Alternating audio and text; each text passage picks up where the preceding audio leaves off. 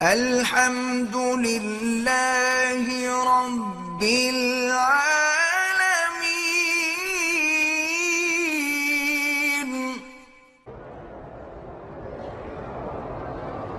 عطا اللہ شاہ بخاری ایک عظیم مجاہد تھے، عظیم خطیب تھے، عظیم عالم تھے۔ اللہ ان کی قبر پہ کروڑ رحمتیں کرے۔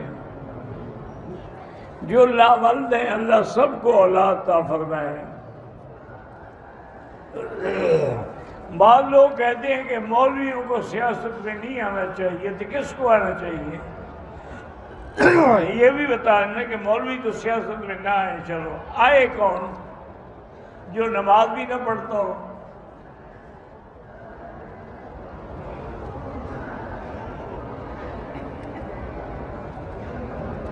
اگر کسی سنی مرد سے اور شادی ہو گئی ہے تو اس کے والدین عورت کے شیعہ ہیں، تو والدین کے ساتھ تعلق تو رکھ سکتی ہے نا، چاہے والدین کافر ہوں۔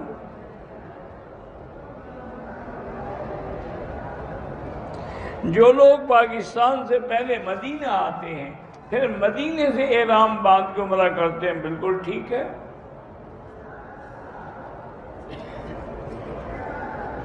بہرحال تبلیغی جماعت والوں کے جو ہے نا ان کا فتویٰ علماء کا ہوتا ہے۔ مسجد الحرام کو حرام کیوں کہتے ہیں کہ جو چیزیں باہر حلال تھی وہ یہاں حرام ہے۔ ساری زندگی غلط کام کیے ہیں اور اپنے ہاتھ سے شہوت کو ظاہر کرنے کی بیماری میں بھی مبتلا ہیں۔ اپنی بیوی کے لیے کمزور ہوں، سب سے پہلے توبہ کروں،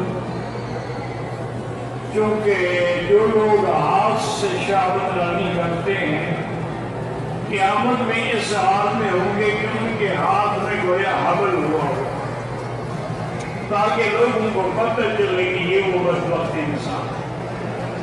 سب سے پہلے توبہ کرو، اور یہ اسی کا نتیجہ ہے کہ تم بیوی کے قابل بھی نہیں ہیں، اور اس کے بعد کسی اچھے حکیم سے یا کسی اچھے ادارے سے علاج کرو۔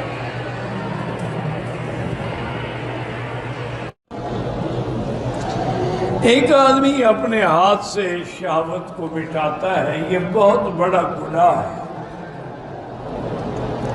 گناہ بھی ہے اور اس کی اپنی بربادی بھی ہے کہ اس کی قوت جو ہے وہ ختم ہو جائے۔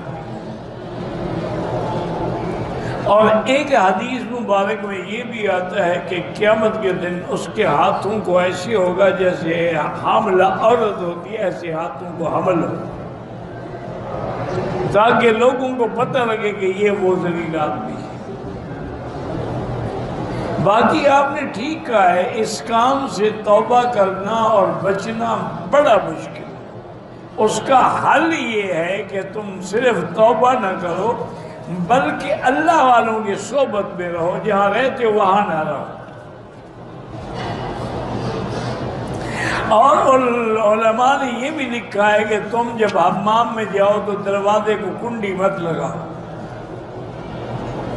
تاکہ تمہیں خوف رہے کہ بھی کوئی آ جائے گا، تو اس وجہ سے بھی تم کچھ بچو گے اس گناہ سے۔ بہرحال علاج یہی ہے، توبہ کرو سچے دل سے، رو رو کے گڑ گڑا کے اللہ سے معافی مانگو اور صحبت صالحین